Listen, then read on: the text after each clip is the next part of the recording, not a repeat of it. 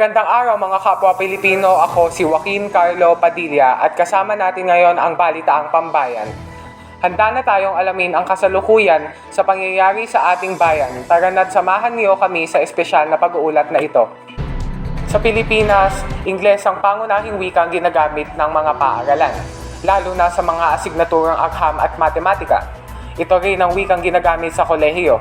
Ngunit mayroon pa rin ilang mga problema at hindi pa lubos na nauunawaan ng mga tao. Ang lehitimong wika ay binibigyang kahulugan bilang isang wikang ginagamit upang paunlarin ang isang sistema ng edukasyon at muling pasiglahin ang mga sistema ng paggawa. Nakikipagkompetensya ito sa iba't ibang wika at dialekto at maaari maging dominanteng wika sa isang lipunan.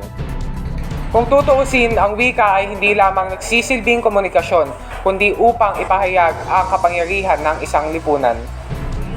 Ito ay ilang bahagi ng kasalukuyang sitwasyon hinggil sa lehitimong wika sa Pilipinas. Muli ako si Joaquin Carlo Padilla at ito po ang Balitang Pambayan para sa ngayong araw. Hanggang sa susunod na pag-uulat, mag-ingat kayo mga kababayan.